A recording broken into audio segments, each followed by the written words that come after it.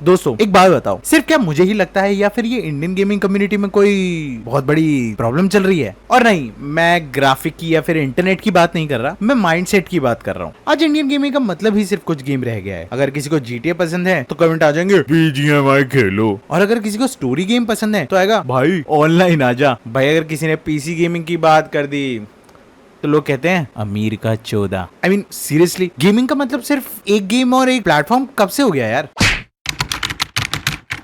तो हेलो दोस्तों, स्वागत है वापस से आप सबका इस वीडियो में। मैं आपका दोस्त और होस्ट चश्मे शटोरा, और आज जी हाँ दोस्तों, आज हम बात करने जा रहे हैं टॉक्सिसिटी की, जो हमारी गेमिंग कम्युनिटी में, स्पेसिफिकली इंडियन गेमिंग कम्युनिटी में। सबसे पहले एक चीज क्लियर कर देता हूँ, मैं मोबाइल गेमिंग के अगेंस्ट नहीं हूँ, और अगर मोबाइल गेमिंग नहीं होती तो शायद इंडिया में गेम्स इतने बड़े ही नहीं होते। PUBG, free fire, BGMI, call of duty mobile, इन सब गेम्स ने मिलियन लोगों को गेमिंग से इंट्रोड्यूस कराया है, इसमें कोई डाउट नहीं है। लेकिन प्रॉब्लम तब शुरू होती है जब कम्युनिटी को लगने लगता है कि बस यही गेमिंग है। आई मीन उसके बाद कुछ एग्जिस्ट ही नहीं करता। भाई गेमिंग सिर्फ रैंक पुश करना नहीं होता, गेमिंग स्टोरीज भी होती हैं, हॉरर गेम्स भी होते हैं, रेसिंग गेम्स भी होते हैं, स्ट्रेटेजी गेम्स भी होते हैं, इंडी गेम्स भी होते हैं, और हर गेम का एक अपना फैन बेस होता है। लेकिन इंडिया में अगर तुम किसी डिफरेंट गेम की वीडियो बनाओगे ना, तो पहली कमेंट आ जाएंगे व्यूज नहीं आने वाले इसके ऊपर, और यही चीज सबसे बड़ा इशू है।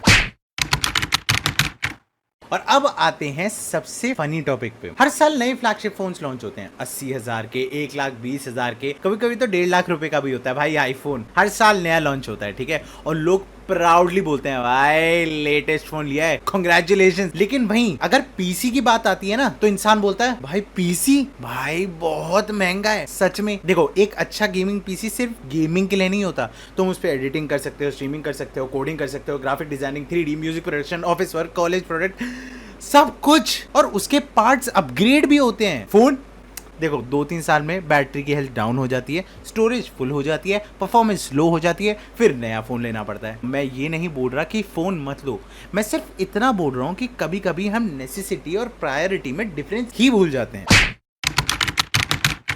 और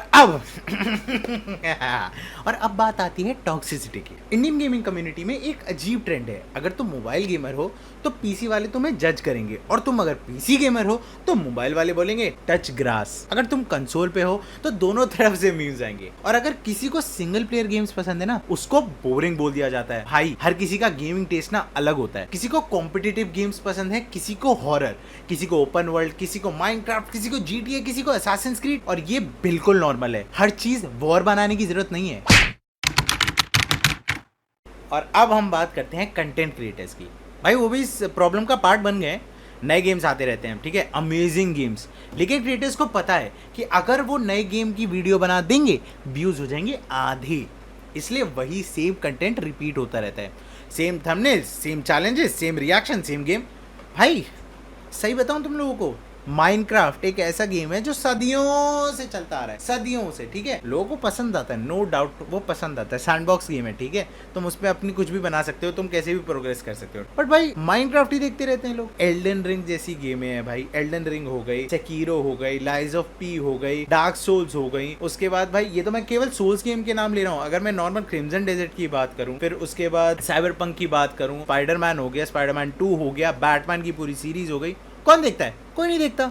और फिर हम कंप्लेन करते हैं इंडिया में गेमिंग कंटेंट इवॉल्व क्यों नहीं हो रहा है। ऑडियंस भी तो वही देखना चाहती है, एल्गोरिथम भी वही पुश करता है, और क्रिएटर्स भी रिस्क नहीं लेते।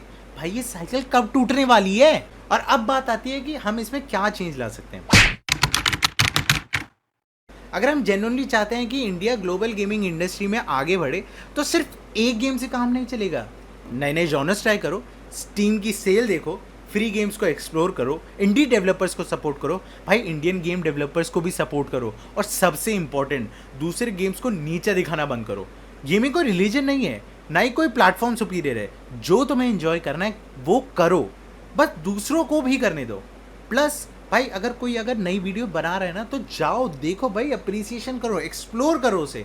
अगर तुम जब तक एक्सप्लोर नहीं करोगे तब तक तुम्हारा दिमाग खुलेगा नहीं। गेमिंग सिर्फ बीजीएमआई, फ्री फायर या किसी एक टाइटल का नाम नहीं है। गेमिंग एक हॉबी है, एक इंडस्ट्री है, एक आर्ट फॉर्म है भाई। और भाई जितनी जल्दी हम ये समझ जाएंगे ना, उतनी ही जल्दी हम इंडियन गेमिंग कम्युनिटी को और मैच्योर बना पाएंगे। बाकी भाई अगर तुम मेरी बात से अग्री करते हो तो नीचे कमेंट सेक्शन में अपना ओपिनियन जरूर देना। बाकी मैं मिलता हूँ तुम लोगों से अगले एपिसोड में। Till then take care, stay tuned, चश्मे शटोरा आउट। और अगर तुम डिसएग्री करते हो तो देखो भाई, मैं तुम्हें एक फॉर्म रखा है, जो भी आपको लगा बुरा आप उस पर लिख देना और उस फॉर्म को फोल्ड करके फिर अपने गान डाल देना, ठीक है?